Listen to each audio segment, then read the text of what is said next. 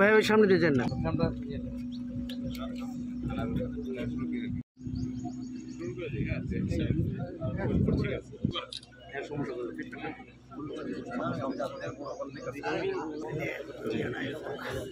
সবাই পেছনে লঙে আসি, সবাই পেছনে লঙে আসি, গেলে তো হবে সবাই যা।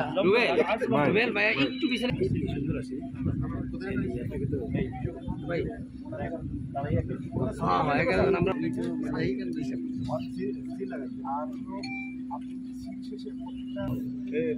কি জানি সামনে তোমার না এটা তো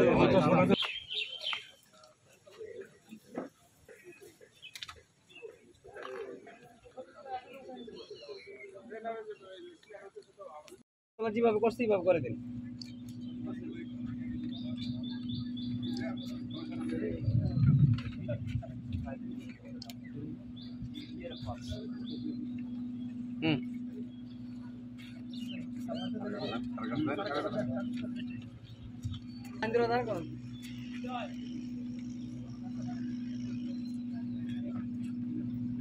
आ जाओ यार।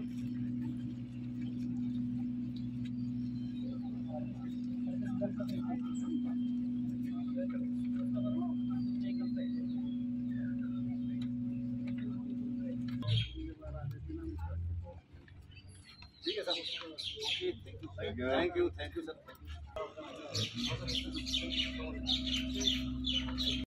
বাংলাদেশি নাগরিক অবৈধভাবে বিভিন্ন সময়, বিশেষ করে 6 থেকে 8 মাস আগে ইন্ডিয়াতে অবৈধভাবে অনুপ্রবেশ করে, যেমন রাঙামাটি জেলার দিয়ে এবং এদিকে বিলোনিয়া দিয়ে, উদয়পুর গোমতী জেলা দিয়ে অনুপ্রবেশ করে।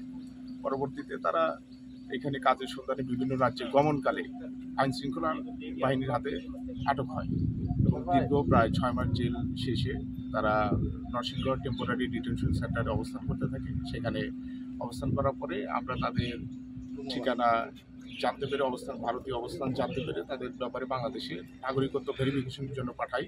সিটিজেনশিপ ভেরিফিকেশন সেটা হয়ে আসার পরে আমরা তাদের নাগরিকত্ব নিশ্চিত হওয়ার পরে বাংলাদেশে প্রত্যাবাসনের ব্যবস্থা করি।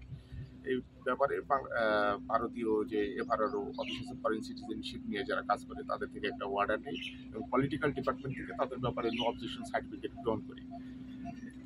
আজকে তো 11 জন আসছে, এরকম আর কতজন আছে? এরকম আমাদের জানা মতো এখনো 14 জন আছে যাদের ন্যাশনালিটি ভেরিফিকেশন বাংলাদেশে চলতেছে।